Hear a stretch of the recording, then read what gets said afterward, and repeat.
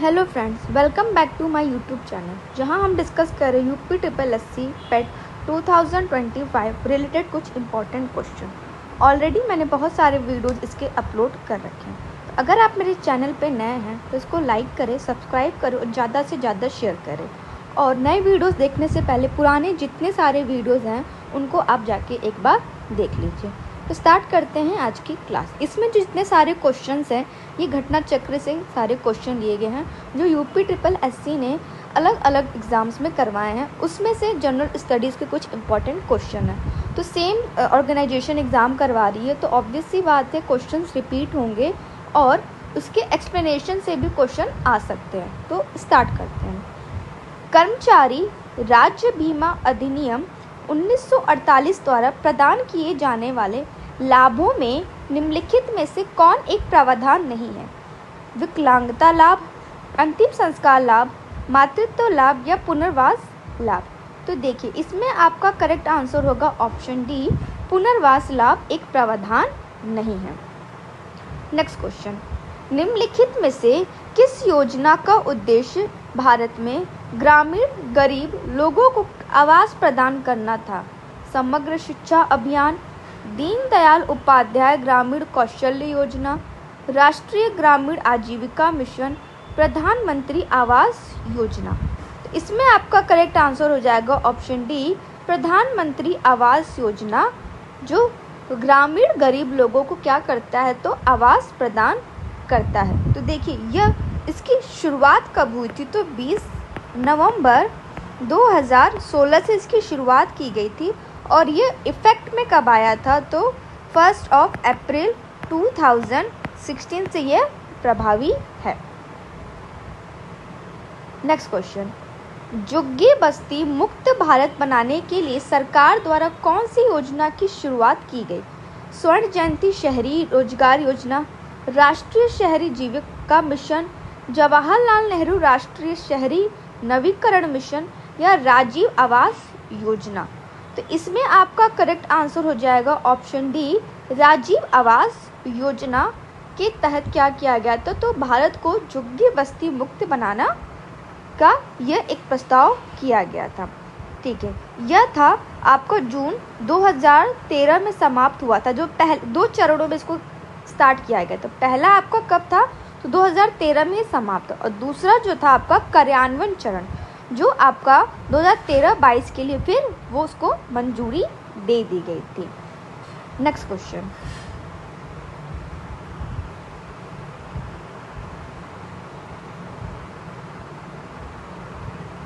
Next question है, अंबेडकर विशेष रोजगार योजना के अंतर्गत सामान्य श्रेणी लाभार्थियों के लिए उपलब्ध इकाई लागत प्रतिशतता एवं अधिकतम आर्थिक सहायता सब्सिडी धनराशि क्या है? 25%, 33%, फिर 25% या 33%। धनराशि अलग अलग है, पहले में 10,000 है, दूसरे में भी 10,000 है, इसमें 7,500, 7,500। तो करेक्ट आंसर होगा आपका ऑप्शन सी कि जो सब्सिडी में जो धनराशि थी वो 25% यानी 7,500 रुपये थी। नेक्स्ट क्वेश्चन है कि अंबेडकर विशेष रोजगार योजना के अंतर्गत परियोजना की इकाई लागत कम नहीं होनी चाहिए। तो 50,000 रुपये से ये कम नहीं होनी चाहिए। नेक्स्ट क्वेश्चन है, राष्ट्रीय ग्रामीण पेयजल कार्यक्रम के अंतर्गत 2022 तक देश में हर ग्रामीण व्यक्ति को उनके घरेलू परिसरों में या उनके घरों से क्षैतिज या ऊर्ध्वाधर दिशा में 50 मीटर की दूरी से कम पर कितने लीटर प्रति व्यक्ति प्रतिदिन पेयजल उपलब्ध होना चाहिए? 60, 80, 70 या 100। तो देखिए इसका करेक्ट आंसर है 70। नेक्स्ट क्वेश्चन, SGSY का पूर्ण रूप है स्वर्ण जयंती ग्राम सुरक्षा योजना, स्वर्ण जयंती ग्रामीण सेवा योजना, स्वर्ण जयंती ग्राम स्वरोजगार योजना या स्वर्ण जयंती ग्राम सड़क योजना। तो इसमें आपका करेक्ट आंसर हो जाएगा ऑप्शन सी, स्वर्ण जयंती ग्राम स्वरोजगार योजना। ठीक है, अब देखिए स्टार्ट कब हुई थी? तो ये स्टार्ट हुई थी आपका 1 अप्रैल 1999 को ये प्रारंभ की गई थी। नेक्स्ट क्वेश्चन, शहरों के बाहर आर्थिक सुअवसर बनाने के लिए मॉडल शहरी आधारभूत संरचना और सेवाएं ग्रामीण केंद्रों में स्थापित करने का प्रस्ताव रखता है। महालनोबिस, गांधीवादी, पूरा या एलपीजी। तो इसमें आपका करेक्ट आंसर है ऑप्शन बी, पूरा। नेक्स्ट क्वेश्चन, केंद्र सरकार की निम्नलिखित में से कौन सी योजना धुआं मुक्त ग्रामीण भारत की परिकल्पना करती है? प्रधानमंत्री जन धन योजना, प्रधानमंत्री जन आरोग्य योजना, प्रधानमंत्री उज्ज्वला योजना या प्रधानमंत्री आवास योजना। इसमें जो आपका करेक्ट आंसर है प्रधानमंत्री उज्ज्वला योजना। ठीक है, यह 1 मई 2016 को प्रधानमंत्री उज्ज्वल योजना की प्रारंभ की गई थी। इसमें क्या हो गया था कि जो गरीबी रेखा से नीचे के जो लोग रहते थे, तो उनमें जो महिलाएं काम करती थी उनको एलपीजी कनेक्शन प्रदान किया गया था, इसीलिए इसका नाम क्या था, तो धुआं मुक्त ग्रामीण। और इसमें क्या हुआ था कि 2018 में इस योजना का विस्तार करके इसमें 7 और श्रेणियों को, जैसे अनुसूचित जाति, अनुसूचित जनजाति, PMAY, AAY, अत्यंत पिछड़ा वर्ग, चाय बागान, वनवासी, द्वीप समूह, इसमें भी इसकी महिलाओं को क्या किया गया, तो शामिल किया गया। नेक्स्ट क्वेश्चन,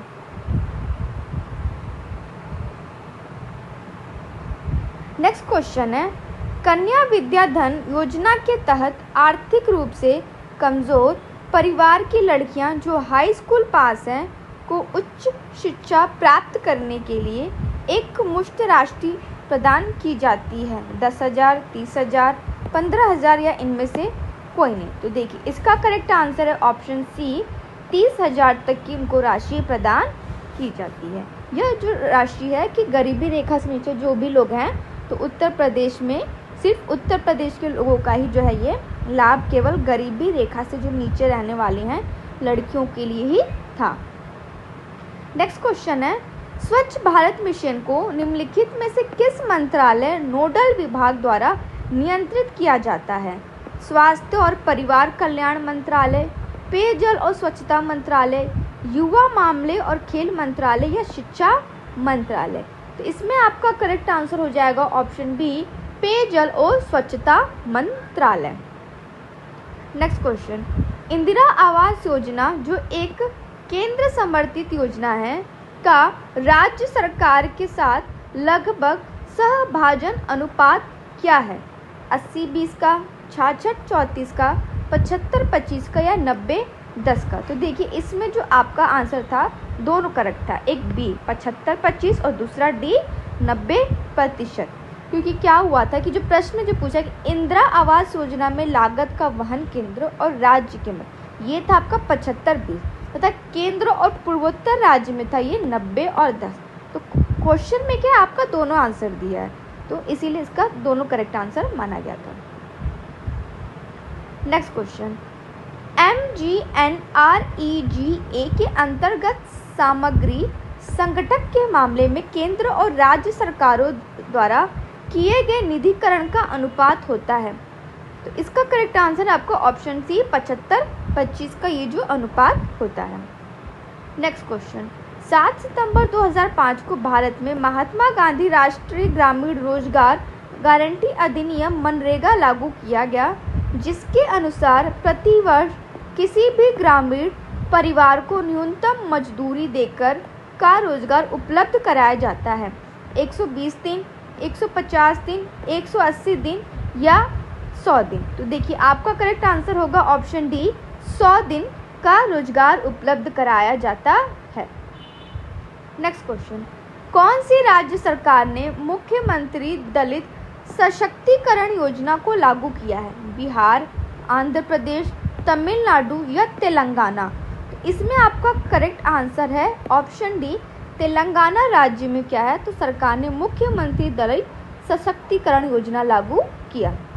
नेक्स्ट क्वेश्चन है, निम्नलिखित में से किस भारतीय राज्य ने नारी को नमन नाम से एक नई योजना शुरू की? ओडिशा, हिमाचल प्रदेश, पंजाब या उत्तर प्रदेश। इसमें आपका करेक्ट आंसर है ऑप्शन सी, हिमाचल प्रदेश में यह जो है आपका योजना शुरू की गई। कब? तो 30 जून 2022 को।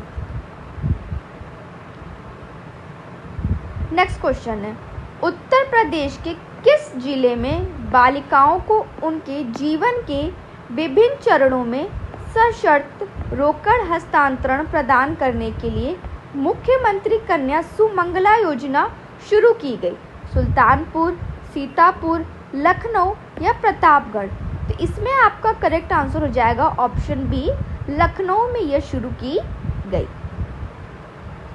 नेक्स्ट क्वेश्चन, बोल्ड यानी परियोजना हाल ही में, बोल्ड परियोजना हाल ही में भारत के किस राज्य में शुरू की गई? मध्य प्रदेश, हरियाणा, बिहार या राजस्थान?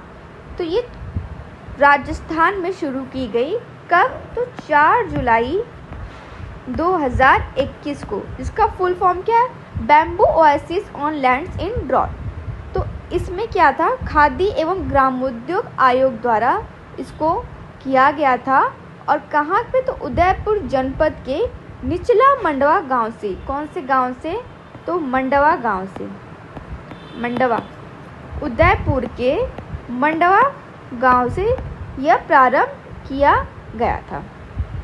नेक्स्ट क्वेश्चन, निम्नलिखित में से कौन पूरा योजना से संबंधित है? ग्रामीण क्षेत्रों में शहरी सुविधाएं प्रदान करना, शहरी क्षेत्रों से प्रदूषण को खत्म करना, ग्रामीण क्षेत्रों में रोजगार प्रदान करना या इनमें से कोई नहीं? तो इसमें आपका करेक्ट आंसर है ऑप्शन ए, ग्रामीण क्षेत्रों में शहरी सुविधाएं प्रदान करना। यह जो है पूरा योजना से संबंधित है। अच्छा, यह किसके द्वारा प्रस्तावित किया गया था? इस बारे में तो किसने किया था? तो ये किया था आपके अब्दुल कलाम जी द्वारा। कब? तो 2003 में इसकी परिकल्पना इनके द्वारा की गई थी कि जो ग्रामीण क्षेत्रों में जो अवसर हैं और शहरी सुविधाएं, जो शहर में जो सारी फैसिलिटीज़ हैं, वो हम गाँव में भी उनको दे सकें। इससे रिलेटेड ये योजना है। नेक्स्ट क्वेश्चन है, निम्नलिखित में से कौन सी राज्य सरकार सिंगल एंट्री यानी मल्टीपल एग्जिट के विचार पर एक एजुकेशन टाउनशिप बनाने की योजना बना रही है? कर्नाटक, हरियाणा, राजस्थान या उत्तर प्रदेश? तो इसका करेक्ट आंसर है आपका ऑप्शन डी, उत्तर प्रदेश में यह है। नेक्स्ट क्वेश्चन है, गरीबी को मापने के लिए उपयोग की जाने वाली सामान्य विधि जो आय या उपभोग के स्तर पर आधारित होती है कहलाती है? गरीबी हेल्पलाइन, आय रेखा, गरीबी रेखा या आर्थिक रेखा? तो इसमें आपका करेक्ट आंसर है ऑप्शन सी, गरीबी रेखा। ठीक है। नेक्स्ट क्वेश्चन, निर्धनता का दुष्चक्र की अवधारणा संबंधित है किससे? कार्ल मार्क्स से, एडम स्मिथ से, नक्शे से या उपयुक्त में से कोई नहीं? तो इसका करेक्ट आंसर है आपका ऑप्शन बी, यह नक्शे से संबंधित है। नेक्स्ट क्वेश्चन, कौन सी समिति गरीबी रेखा को पुनर्परिभाषित करने एवं इसे प्राप्त करने के सूत्र की देख रेख कर रही है? रेखा समिति, शाह समिति, एस तेंदुलकर समिति या जे ईरानी समिति? तो इसका करेक्ट आंसर है ऑप्शन बी, एस तेंदुलकर समिति ने जो है यह गरीबी रेखा को क्या किया है? तो पुनः परिभाषित करने एवं इसे प्राप्त करने के सूत्र का निर्माण किया था। तो इसका करेक्ट आंसर है ऑप्शन बी, एस तेंदुलकर समिति। नेक्स्ट क्वेश्चन, हाल ही में केंद्र सरकार को प्रस्तुत की गई सी रागरंजन रिपोर्ट के अनुसार कोई व्यक्ति जो ग्रामीण क्षेत्रों में रुपए से अधिक खर्च करता है तो उसे गरीब नहीं समझा जाएगा? 32, 43, 50 या 26?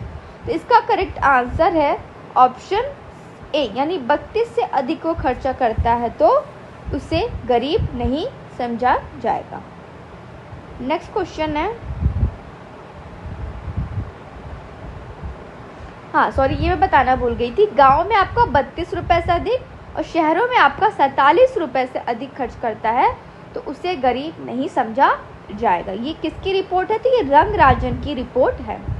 नेक्स्ट क्वेश्चन है, भारत सरकार की निम्नलिखित में से कौन सी योजना विधवाओं, बुजुर्गों, विकलांग लोगों को पेंशन के रूप में वित्तीय सहायता प्रदान करती है? SGRY, NSP, SGY या मनरेगा? तो देखिए इसमें आपका करेक्ट आंसर होगा ऑप्शन बी, NSAP। तो ये क्या है? विधवाओं, बुजुर्गों, विकलांग लोगों को पेंशन के रूप में वित्तीय सहायता प्रदान करती है। नेक्स्ट क्वेश्चन, सकल राष्ट्रीय आय हमेशा निव्वल राष्ट्रीय आय से अधिक होती है क्योंकि इसमें सम्मिलित होती है विदेशी आय, पूंजी खपत भत्ता, अप्रत्यक्ष कर या प्रत्यक्ष कर। तो इसका करेक्ट आंसर हो जाएगा आपका ऑप्शन सी, पूंजी खपत भत्ता, यानी ऑप्शन सी क्या हो गया? करेक्ट आंसर हो गया। नेक्स्ट क्वेश्चन, निम्नलिखित में से किस स्थान पर 1818 में फोर्ट ग्लास्टर में हेनरी गॉगर द्वारा पहली भारतीय सूती मिल की स्थापना की गई थी? कोलकाता, चेन्नई, मुंबई या अहमदाबाद?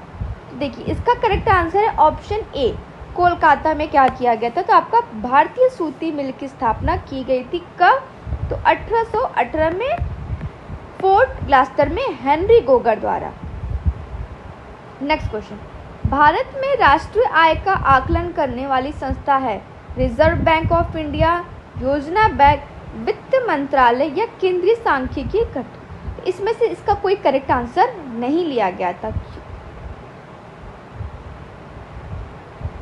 एक सेकंड, हाँ, क्योंकि पहले ये क्या था? तो ये केंद्रीय सांख्यिकी संगठन द्वारा किया जाता था, जो कि आपको ऑप्शन में दिया है, इसके द्वारा पहले किया जाता था। लेकिन वर्तमान में अब ये किसका है? तो ये राष्ट्रीय सांख्यिकी कार्यालय यानी NSO द्वारा किया जाता है।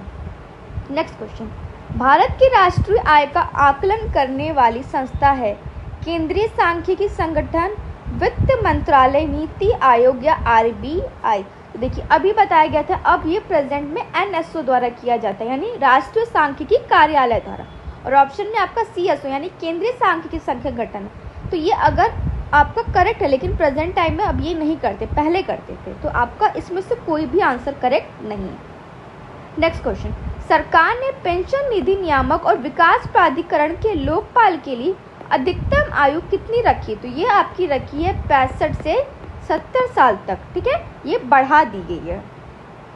नेक्स्ट क्वेश्चन, राष्ट्रीय सांख्यिकी कार्यालय ने कहा कि 2022-23 के लिए मौजूदा कीमतों पर अनुमानित वार्षिक प्रति व्यक्ति आय है 6.72 लाख, 1.72 लाख, 2.72 लाख या 10.72 लाख? तो इसमें आपका करेक्ट आंसर है ऑप्शन सी, 1.72 लाख।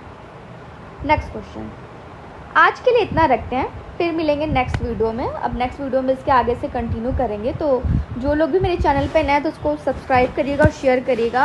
और अभी बिहार टीचिंग एग्ज़ाम का भी होने वाला, और उससे रिलेटेड भी ऑलरेडी मैंने बहुत सारी वीडियोस कर रखे हैं अपलोड। अगर आपको 6 to 8 में साइंस के लिए चाहिए, या फिर किसी भी आपके घर में कोई प्रिपरेशन कर रहा है, तो कमेंट बॉक्स में कमेंट करिएगा। तो नेक्स्ट वीडियो में Bihar teaching exam 6 to 8 science से रिलेटेड मैं वीडियोज़ अपलोड करूँगी। तो आज के लिए सिर्फ इतना रखते हैं। Thank you so much and have a nice day.